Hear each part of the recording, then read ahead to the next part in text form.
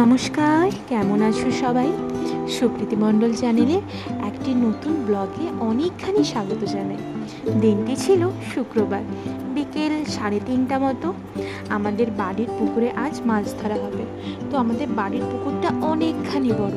তো যে দিকটা থেকে ক্যামেরা ধরা হয়েছে ওদিকটা হচ্ছে রাস্তার দিকে, মানে গ্রামের ভেতরের দিক থেকে ক্যামেরাটা করা হচ্ছে। তো আমি রয়েছি উল্টো দিকে, আমাদের বাড়ির দিকটা। পুকুরটিতে প্রচুর মাছ আছে, আর এখন তো গ্রীষ্মকাল, বেজায় গরম। এই গরমে মাঠ ঘাট পুকুর সবেতেই জল শুকিয়ে যাচ্ছে। তেমনি আমাদের পুকুরটিতেও অনেকখানি জল শুকিয়ে গেছে, মরে যাচ্ছে। ওই জন্য লোক ধরে পুকুরে মাছ ধরা শুরু করা হচ্ছে। পুকুরে মাছ ধরা দেখতে আমাদের তো বেশি ভালো লাগে। তোমাদেরও কি ভালো লাগে বন্ধুরা? অনেকেই আবার মাছ ধরতে ভালো লাগে। যাই হোক, অনেক কথা বলে ফেললাম।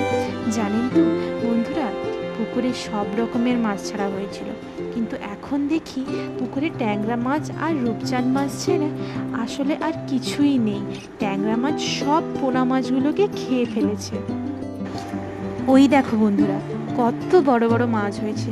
আসলে পুকুরে যদি আরও বেশি বেশি করে মাছেদের খাবার দেওয়া হতো, হয়তো এর থেকেও মাছগুলো আরও বড় হতো। অনেকটাই বড় হয়েছে, অনেক মাছ ছোটও হয়েছে, মানে সেগুলো ঠিকমতো খাওয়ার পায়নি। ওই দিনেও আমাদের ছোট দাদুর ঘরে ছোট ননদের বিয়ে ঘর ছিল, মানে আমাদের পুকুরের পাশেই একেবারে ছোট দাদুর ঘর।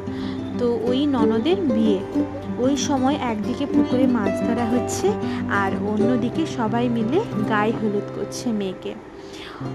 তো বন্ধুরা দেখো, কত মাছ পুকুর থেকে ধরা হয়েছে।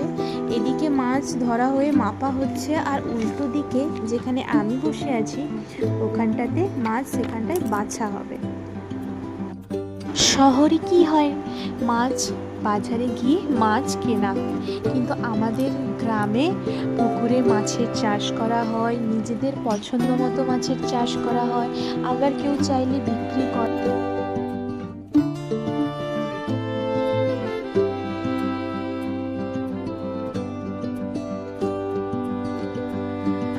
পুকুরে মাছ চাষ একটি লাভজনক ও জনপ্রিয় পেশা। এই পদ্ধতিতে একটি পুকুরের মাছ চাষের জন্য প্রস্তুত করে, মাছের পোনা ছেড়ে এবং তাদের পরিচর্যা করে মাছ উৎপন্ন করা হয়। মাছের সঠিক খাদ্য ও পরিমাণ মতো দেওয়া খুবই জরুরি। মাছের রোগ প্রতিরোধের জন্য নিয়মিত ওষুধ ও ভ্যাকসিন ব্যবহার করা উচিত। পুকুরের জল পরিষ্কার রাখতে হবে। পুকুরে অনেক সময় গ্যাসের সৃষ্টি হয়, তার জন্য কি করণীয়? পুকুরে আবর্জনা এবং লতাপাতা পরিষ্কার করে ফেলতে হবে। পুকুরের তলায় আবর্জনা কাদা সরানোর জন্য জেসিবির মাধ্যমে যদি পরিষ্কার করা হয় খুবই ভালো হয়। পাম্পের মাধ্যমে পুকুরে নতুন পানি সরবরাহ করতে হবে। মাছের খাদ্য এবং সার ব্যবহার কমিয়ে দিলে গ্যাসের পরিমাণ কমানো খুবই সম্ভব। পুকুরে মাছ ধরার জন্য বাড়ির ছেলেদের তো কাজের সূত্রে বাইরেই সারা দিনটা কেটে যায়, তো মাছ ধরার মতো বা সময় দেওয়ার মতো সময় থাকে না।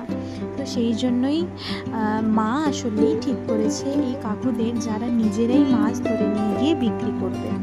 তো ওদিকটাই দেখতে পাচ্ছ দিদিভাই, রুবিদি, তারপর অনি, ওরা ওইখানটায় দাঁড়িয়েছিল। এখানটায় মাছ বাছা চলছিল, ওজন করা চলছিল। তারপরও এদিকে এসেছে, যেদিকটায় আমি রয়েছি ওই দিকটায় এসে আবারও মাছ মাপা হবে।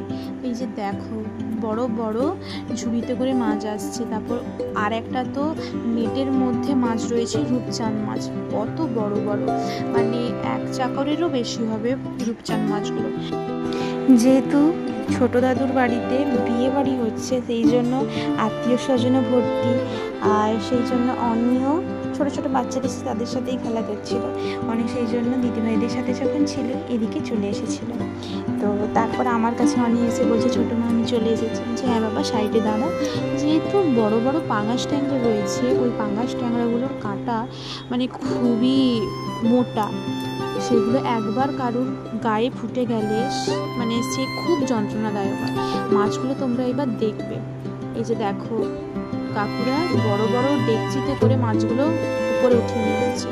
এই যে ঝুড়িগুলোতে এইগুলো প্রায় 2 থেকে 3 বার মতো নিয়ে আসবে, তোমরা দেখতেই পাবে।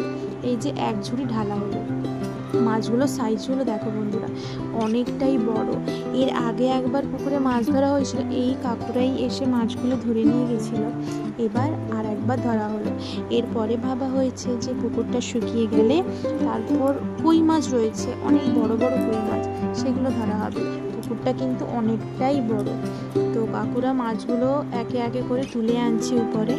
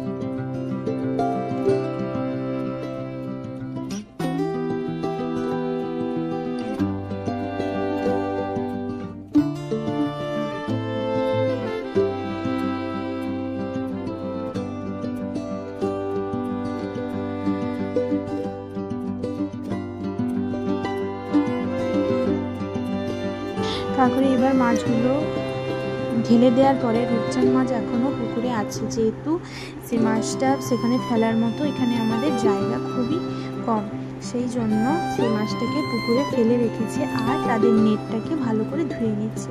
আর এই যে দেখো উপর থেকে একেবারে ক্যামেরা করছি, আর ওদিক থেকে দিদিভাই আর দিদিকে কই আমি দেখতেও পাচ্ছি না, তারা হয়তো বাড়ি চলে এসেছে।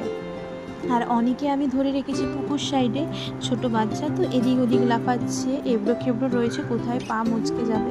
এই যে দেখো অনেকে আমি ধরেই দাঁড়িয়ে আছি এখানে।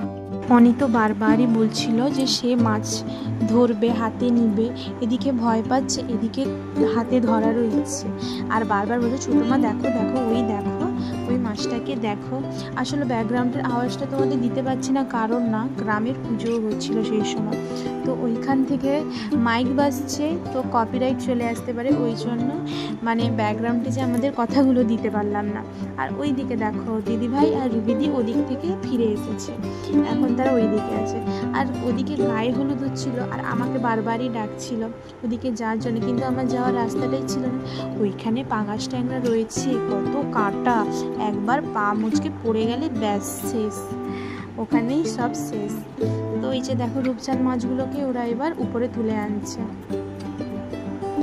যেহেতু মাছগুলো এখনো কাদা আছে, সেই জন্য কাকুরা জল তুলে ভালো করে মাছগুলো ধুয়ে দিচ্ছিল, যাতে ওজন করতে সুবিধে হয়। তারপর কাকুরা মাছ এবার মাপবে, আমরা সবাই অপেক্ষা করছি মাছ মাপা হবে, কত কি ওজন হয় সেটা দেখার জন্য। আর সত্যি কথা বলতে কি আমাদের একটা বড় ভুল হয়ে গেছে, যে আরেকটু যদি খাবার দেওয়া হতো মাছগুলোর ওয়েট আরও অনেকটাই বাড়ত, তো এটা আমাদের অনেক বড় ভুল। তো নেক্সট টাইম চেষ্টা করব মাছ যদি চাষ করা হয় যাতে পর্যাপ্ত পরিমাণে খাবার দেওয়া হয়। বাড়িতে তো একটাও মাছ রাখা হবে না, সবই বিক্রি করা হবে, আর এই কাকুরাই মাছগুলো কিনে নেবে। তো এই দেখো মাপা শুরু হয়ে গেছে, তো আমার তো ঠিক মনেও পড়ছে না এখন ঠিক কত কিলো মাছ বিক্রি করা হয়েছে। এর আগেও একবার মাছ বিক্রি করা হয়েছে, আজ আরও একবার মাছ বিক্রি করা হচ্ছে, এরপরে আরও একবার পুকুর শুকিয়ে মাছ ধরা হবে, কই মাছগুলো মানে কালো মাছগুলো ধরা হবে। তো আবার পরে যখন মাছ ধরা হবে নিশ্চয়ই তোমাদের সাথে শেয়ার করব। তো আজকের মতো তো এখানেই শেষ করছি, সবাই ভালো থেকো, সুস্থ থেকো।